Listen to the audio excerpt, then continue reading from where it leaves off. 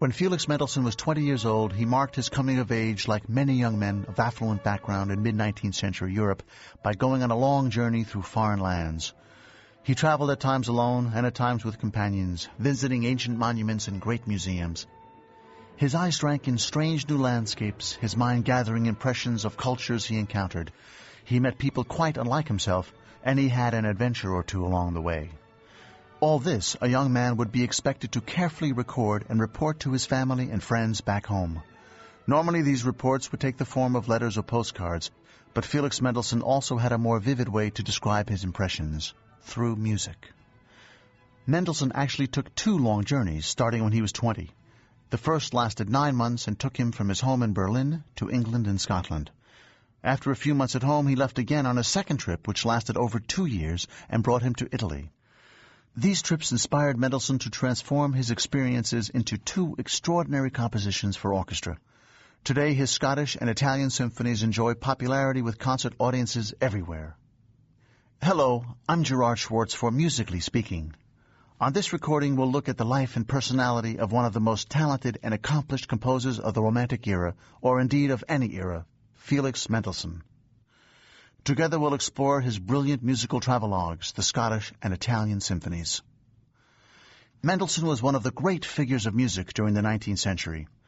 He was also one of the most genial and attractive. An extraordinarily intelligent and hard-working man, he not only distinguished himself in music, but showed considerable talent for painting and literature as well.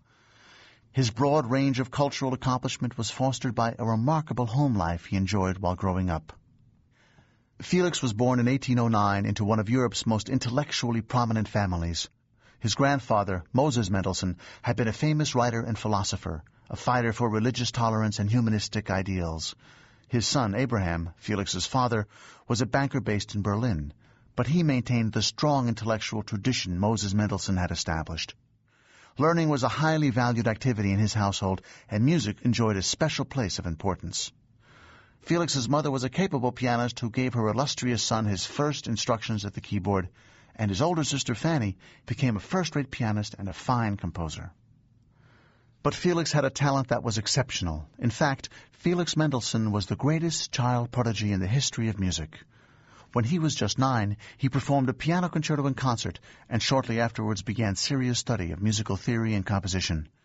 Within a few years, he was writing music of considerable breadth and sophistication.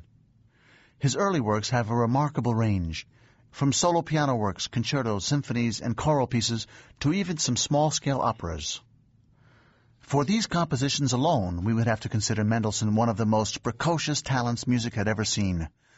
But he secured his place as the greatest child prodigy in the history of the art with a pair of works written when he was 16 and 17 years old, the Octet for Strings and an overture based on Shakespeare's A Midsummer Night's Dream.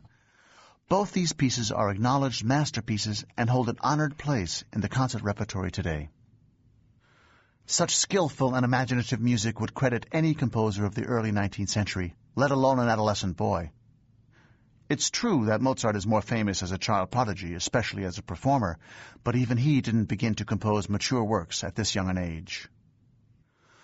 Mendelssohn's teacher during this time was Carl Friedrich Zelter, a composer and conductor whose deep musical knowledge made him the ideal teacher for the eager and quick-learning Felix. Zelter led him to the music of Johann Sebastian Bach, which at the time was not widely known. Bach's music made a deep impression on the young Mendelssohn, among other things inspiring him to compose several great sacred oratorios. Mendelssohn repaid his debt to the Baroque composer by conducting a performance of the St. Matthew Passion in 1829, when he was just 20 years old. This was the first time Bach's masterpiece had been heard in nearly a century, and it sparked a broad interest in the composer that led to a general rediscovery of his music. Zelter's other great gift to Mendelssohn was an introduction to meet Johann Wolfgang von Goethe, the great poet of German classical literature. The combined influences of Bach and Goethe instilled in Mendelssohn a strong regard for tradition and classical values in the arts. But the young man was too talented and insightful not to also be effective. To keep listening to this audiobook for free, click the link in the description. It will take you to a free Audible trial where you can listen to this and many other books for free for 30 days.